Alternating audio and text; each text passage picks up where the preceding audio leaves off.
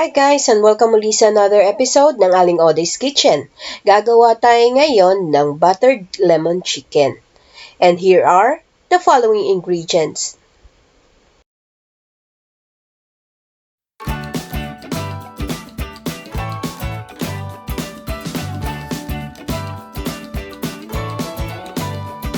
Ang ating first step, itong ating chicken, ipat dry lang natin, hiwaan lang natin ng konti.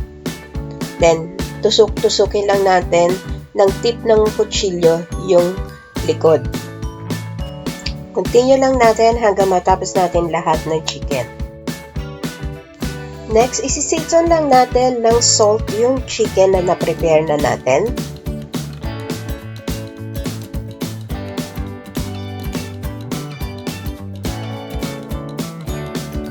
At i-marinate na natin using the Worcestershire sauce. At yung ating liquid seasoning. Haluin lang natin itong maigi para ma-coat yung buong chicken.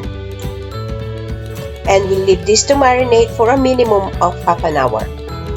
Habang minamarinate na natin yung chicken, itong ating softened butter, i-add na natin yung dry rosemary at yung ating dried thyme. I-mix lang natin itong maigi. Pwede kayong mag-add ng a little bit of salt if you want. After mixing, we'll set this aside. Ang ating next step, kakailangan din natin ng oven-proof dish. Itong ating lemon na in-slice, kailangan tanggalin nyo yung buto. Ilalatag lang natin dito sa ating Pyrex. At this point, magpe-preheat na rin kayo ng oven sa 200 degrees Celsius or 400 degrees Fahrenheit.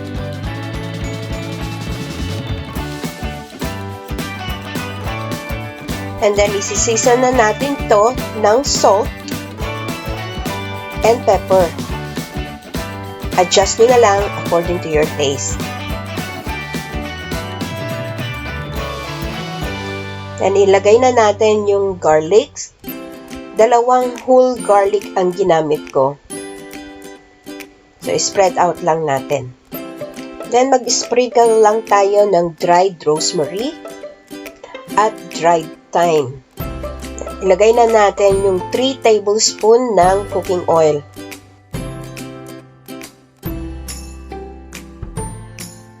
And ready na natin ilagay yung ating na-marinate na chicken. Pagkasyahin na lang natin dito. Pwede din kayong gumamit ng oven tray or yung cast iron.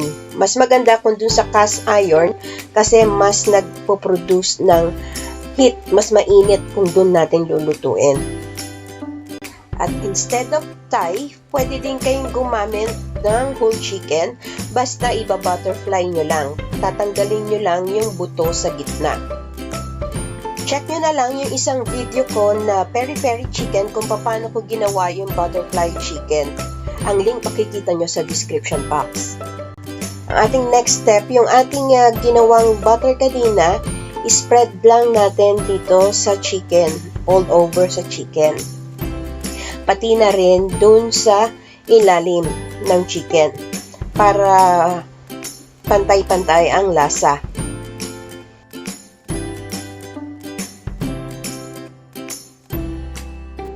Ready na yung ating chicken. Punasan lang natin ng tissue yung around ng Pyrex para malinis tignan. Then, i-bake na natin to on our preheated oven sa 200 degrees Celsius or 400 degrees Fahrenheit for 30 minutes.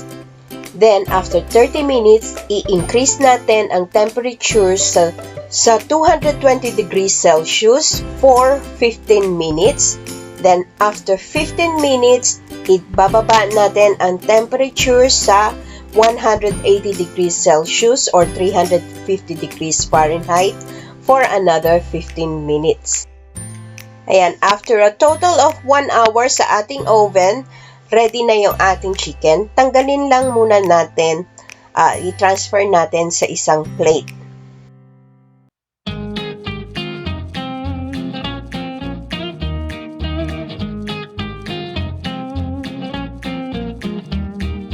Then using a fork, i-mash lang natin yung garlic at yung ating lemon.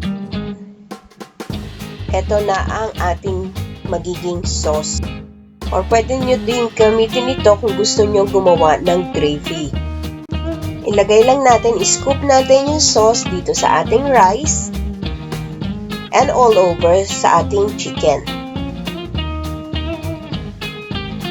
And this one is ready for serving. And there you have it, our lemon butter chicken. Best served with rice. So sana magustuhan nyo itong recipe na ito and share it with your friends.